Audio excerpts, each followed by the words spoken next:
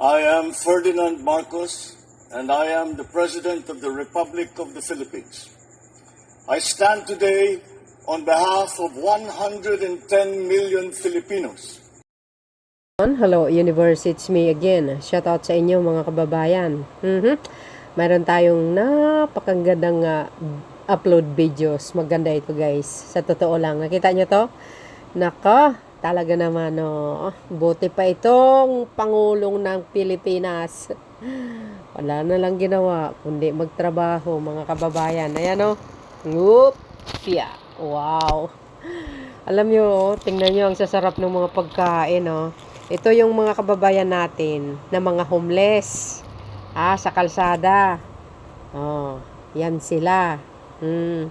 So, dahil kay Pangulong Marcos Jr., na itatag na po yan, yung walang gutom kitchen. Alam nyo, sa ibang bansa pa yan na mayroon ng ganyan. Guys, kahit sa Amerika, mayroon yan.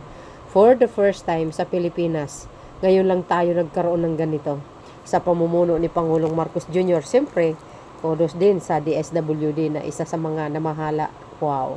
Ang sarap yung pagkain. Tapos yung mga prutas pa. Ang nag-serve, yung Pangulo pa ng Pilipinas. Di kayo naloka guys. Ang ganda, diba? Hay!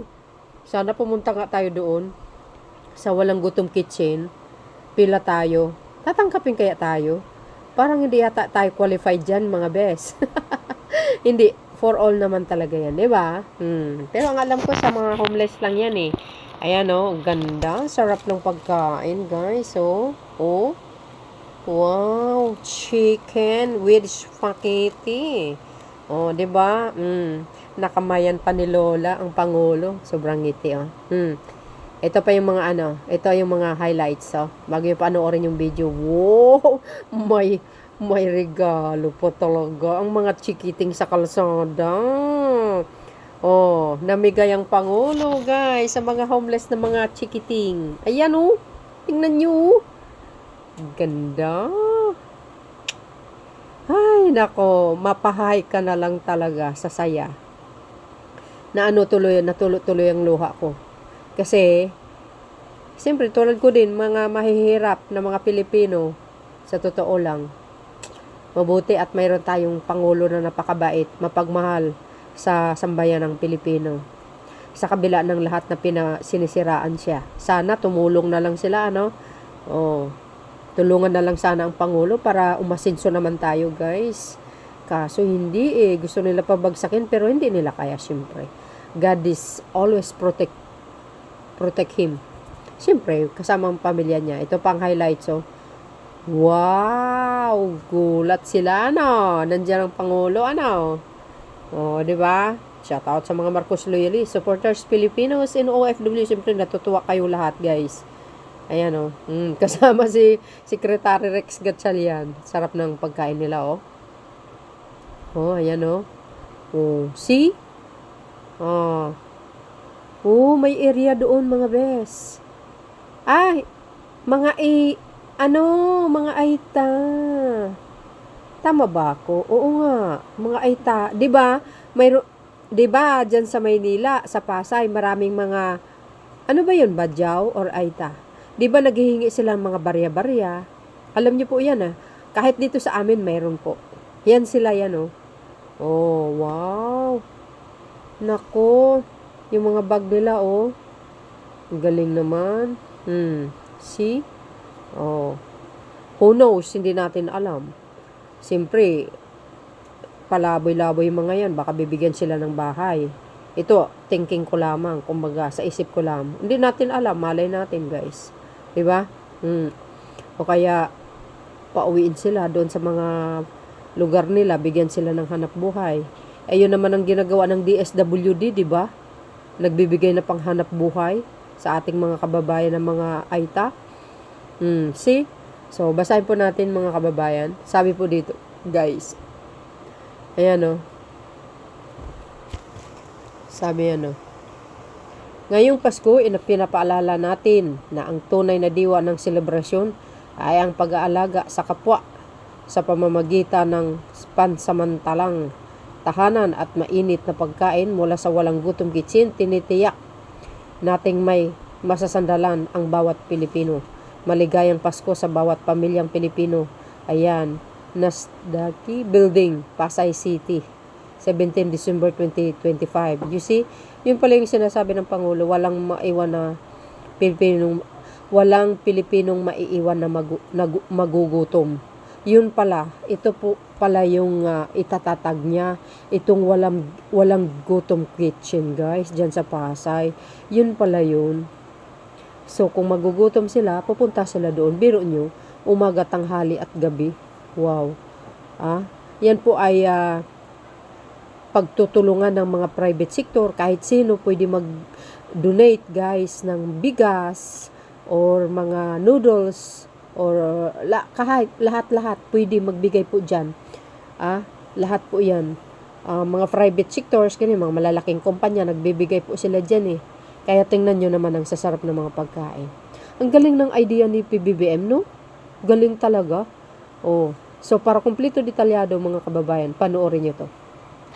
Wow, walang gutom kitchen. Wow.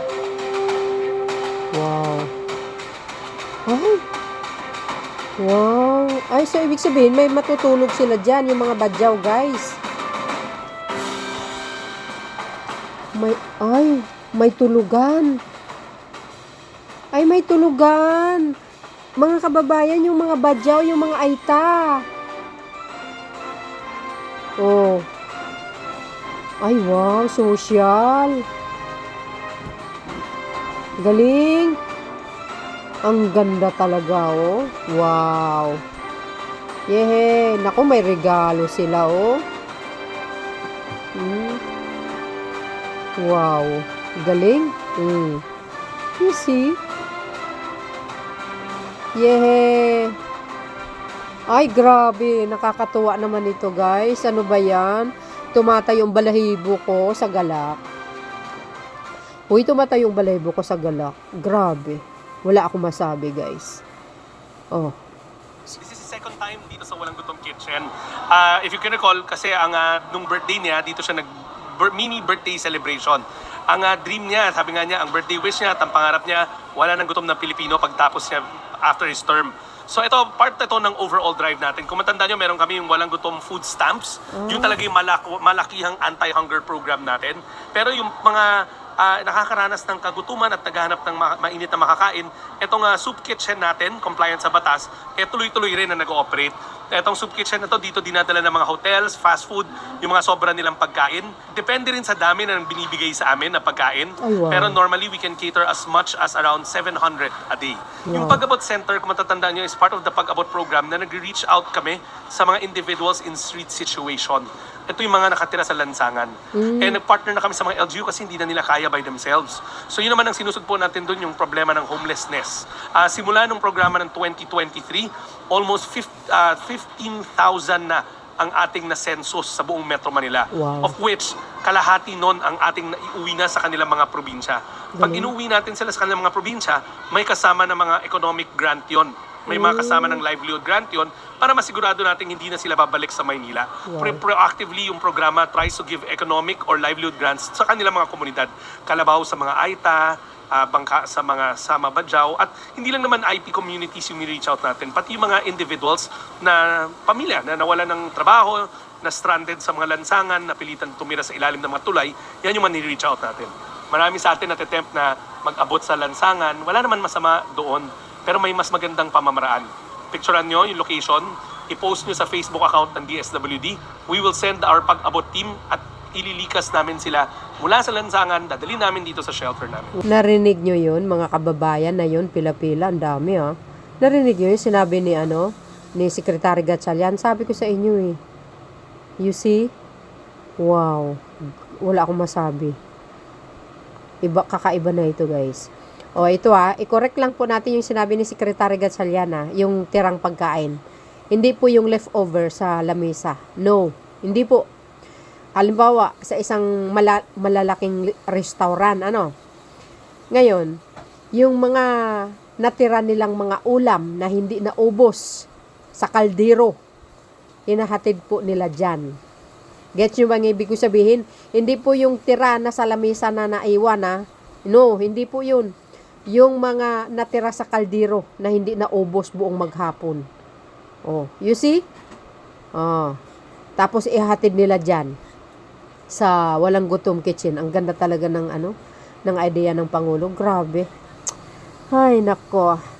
Nakaka-overwhelm. Ang saya-saya talaga. You see, guys? Ano pong masasabi nyo dito sa Pangulong Marcos Jr.? Ang galing niya, no? Kaya ganyan talaga pag matalino, maraming pamamaraan. Paano mabigyan ng solusyon ng problema. O yan, nabigyan ng solusyon ng isang pinakamalaking problema sa bansa na ito. Yung mga homeless. Ngayon, may napagkainan na sila. Ika nga mayroon na silang mapupuntahan para kumain ng libre. Wow, ang sasarap pa. Siyempre, malalaking hotel ang pinanggalingan yan, guys, ha? Yung mga natira na mga kanin na hindi naubos doon sa kaldero. At saka mga ulam, hindi naubos. Oh, inihatid sa DSWD. Oh, yun ang baka mamaya, minamali na naman ng mga salot, yung leftover sa lamesa. No, hindi po yun. 'Di ba? Pag buong maghapon ng mga restaurant may natira sa kaldero pa, mga ulam na pwede pang ulamin, 'di ba? Panggabi, yun po ang hinahatid nila sa Walang Gutom Kitchen. Wow. Sosyalin, mga BS. Ito, basahin ko ito, guys. Sandali lang. Basahin ko lang, mga kababayan, na in celebration of Christmas spirit, President Ferdinand R. Marcos Jr. served hot meals and handed out gift to work-in clients of Walang Gutom Kitchen, a program of the Department of Social Welfare and Development, which is ang DSWD, at Nasdaqi Building in Pasay City on December 17, 2025. During his visit, President Marcos Jr. toured the newly inaugurated Pag-abot Processing Center, PPC, located on the second floor at Nasdaqi Building. Oh, grabe. Mayroon pa pala talaga second floor. PPC is an initiative of Pag-abot program and aims to provide temporary. Yun yung na mga bed kanina sa second floor. Ay, wow. Grabe, guys. May pagtulugan talaga sila, oh. The Pag-abot program and aims to provide temporary shelter for children, individuals, and families in stretched situation. Ayan. While offering support for recovery, protection, and overall welfare. The center is equipped with a processing facility, has a 180 beds, ang dami, capacity, also providing home life care services to beneficiaries. Wow, sosyalin. Built in 2024 through a memorandum of agreement, isang MOA, with the assistance of the Office of the President, which is ang OP. The center underwent 2 renovation phases in November 2024 and July 2025, costing 18 million ba yan, guys? 18,182,421 and 34,942,823 respectively, according to the DSWD Secretary Rex Gatchalian. 70 individuals are currently being served by the Pag-abot Center, including recently reached out indigenous peoples, which is ang IPS, living on the street. He added that 150 social workers regularly check the street of Metro Manila to reach out to individuals and families in street situation who will benefit from the Pag-abot program. Alam niyo naman po yun, di ba? Ang mga ibang staff ng DSWD, umiikot po sila sa buong Maynila to check, no? Itong mga IPs na ito, yung mga homeless na ito, dyan sa buong Kamaynilaan, mga kababayan, tapos dinadala po nila dyan. O, diba? Sa Walang Gutom program, tsaka marami pong mga benefits din ang nakukuha nila, sa totoo lang. Secretary Gatchalian also encouraged everyone to report street situation through the DSWD Pag-abot program Facebook page, where Pag-abot attempts respond and bring individuals or families to the shelter for proper proper assistance. Ayun, 'di ba? Sinabi niya kanina, pag may mga nakita kayo ng mga homeless, pwede niyo picturein, then pakita sa kanila, i-post website ng DSWD, then action sila para kukunin yung mga homeless na yon, dadalhin dyan. Since the program started 2023 and they serve about 15,000 individuals across Metro Manila with roughly half already returned to their homes provinces along with economic and livelihood grants and preventing them from coming back to the street. O, diba? Tama yung sinabi ko. Yan ang sinabi ko. Tapos, pinapauwi sila sa probinsya. Then, bibigyan sila ng mga hanap buhay. Sinabi din ni Secretary Gatchalian, yun ang pinakamaganda. Grabe, no? Ganda. Ang galing ng mga nila idea. Institutionalized through Executive Order number 52, ayan, series of 2024, the Pag-abot program is implemented in the National Capital Regions NCR and is set to expand beyond the Pasay site with new processing centers plan for Pampanga. What? Again, wow, grabe guys. Hindi lang pala sa Pasay, aabot pala sa Luzon, Visayas at Mindanao yan. Ayan, no? 'Di ba? Ang sabi po, Pag-abot program is implemented, sabi, in the National Capital Region. Wow! NCR. And is set to expand beyond the Pasay City site. Ayan. With new processing and centers plan for Pampanga, Agay, and Region 4A, Calabarzon coordination and underway to open a similar Pag-abot program center and Walang Gutom Center in Metro Manila. Tsaka Cebu, grabe. Kasi lahat naman guys, mayroong mga homeless, 'di ba? Aba, napakaganda ito, itong ginawa ni Pangulong Marcos Jr. and kudos sa DSW dahil sila talaga na ang nagtatrabaho diyan, ano. So yun mga bes, ano po ang kapalagayan nyo? Well, talagang nakaka-overwhelm. Ang saya-saya talaga. So yun guys, ang aking pinaka-latest update. See you again on my next upload. Bye and baboos. God bless Philippines. There's more.